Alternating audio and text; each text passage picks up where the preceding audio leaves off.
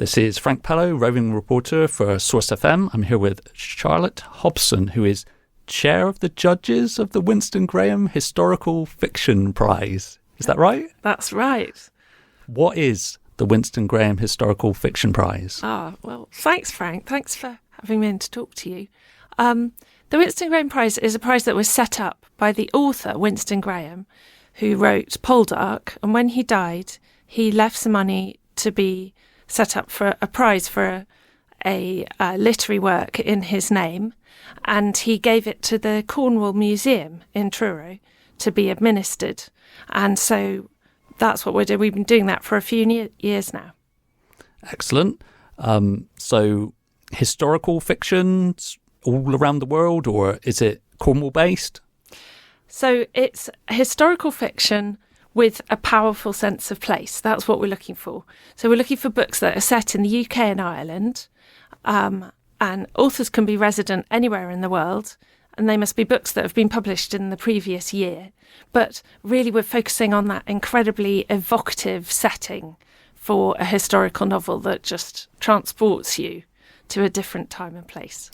And I believe the shortlist has been announced, so we've got 5 books that you feel really represent what you want for the prize winner. That's right. It's always a really exciting moment. So we've boiled it down from quite a large number of entries, and thanks to these brilliant readers groups around Cornwall, we have chosen 5 books to go on the shortlist, and they're very varied and different.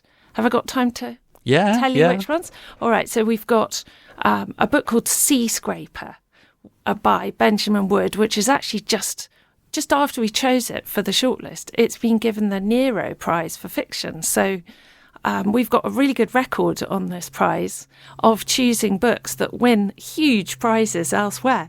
The book that we chose last year almost was the favourite for the Booker.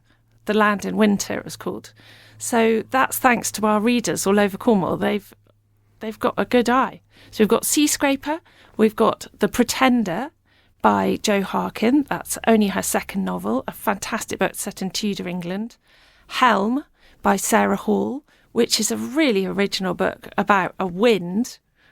Sounds strange, but it's wonderful. Time of the Child, which is a book by Niall Williams. He's written a lot of other historical novels. This is very evocative, so moving, set in a village in Ireland early in the 20th century. And finally, we've got a book called The Two Roberts, which is by Damien Barr, and that's by 2 Scottish artists who are not very well known now, but they were very successful in their time. And it just tells the story of these 2 working class boys from Glasgow and how they made it to the art world in London. It gives us a glimpse of that art world in Scotland and London in the 30s, 40s and 50s. Fantastic. So I can hear your enthusiasm coming through in just talking about these books. Have you read them all yourself? Are you involved in the actual judging, or are you just keeping the judges in line? No, I'm involved in the judging. But obviously we have 6 judges this year, so 5 judges other than me. We have the wonderful novelist Patrick Gale and another wonderful novelist, Will Menmuir. So 2 local boys, but with some national fame. And then we have a professor from Falmouth University, Sravya Raju, a book blogger, Kathy Johnson, who's read so many books. She's very expert. And then we have the family member, Peggotty Graham, who's Winston Graham's daughter-in-law, and myself. Somehow there's 6 of us, so I hope we're not going to, end in a fist fight, because obviously that's an even number, so not ideal. But you, I guess, have got the casting vote maybe as... I guess so. I wouldn't want to have to force a decision on them. I think usually we talk it over and we come to quite a unanimous decision. That's what has happened the past few years. And then there is an event, an award ceremony that's happening at the Cornwall Museum and Art Gallery on the 12th of March? 12th of March, yes. So, I mean, we see the Winston Graham Prize as Cornwall's answer to the Booker. So we have a really wonderful glitzy party at the Cornwall Museum. They've got that wonderful big hall where we all gather and we have a glass of bubbly and delicious food, and all the authors are gathered there from all over the country. And we have the kind of big announcement. So I'm looking forward to that. That's always a great evening. These things usually feel so distant. I mean, I see the Booker Prize and I see prizes and people is generally in London, but having something this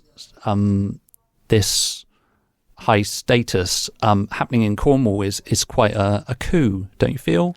Well, thank you, Frank. That is what I feel. That's what I've felt since the beginning. And I think it's a nationwide prize, and we get these extraordinarily talented authors and really, really good judges.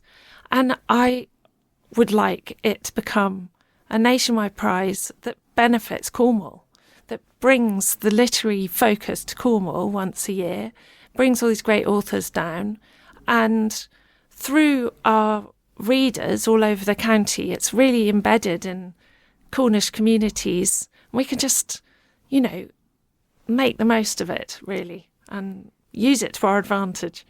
Fantastic. So if people want to find out more, they can find it on the website for the museum. Might I suggest they delve into the shortlist and give it a read, because they are 5 fantastic books. I was privileged to be one of the pre-readers, and I did just coincidentally manage to read each of these books. So I know, Frank, you were one of our best readers, giving us lots of reports. And by the way, I must say that if anyone listening to this would like to get involved next year with reading for the prize, we would love that. And as Frank says, you just look on the museum website and there'll be information about how to get in touch with us and put yourself forward. We like to have all sorts of readers, so it doesn't matter whether you read hundreds of books a year or not very many. If you're enthusiastic about historical fiction, you'll have a lot to give, so please get in touch. But Frank, really, I'd like to ask you, what do you think about the shortlist? Who do you think might possibly scoop the prize? I would say that my favourite of the books was The Pretender, which I've just finished very recently. So interesting. We'll have to see. I mean, I agree. I thought The Pretender was almost the perfect historical novel, really, for anyone who's loved Hilary Mantel But I think what's really fun and interesting about being involved with this prize is that I think historical fiction is evolving very fast, and it's spreading into all sorts of different genres, and a lot of very literary authors are playing with it and experimenting with it in different ways.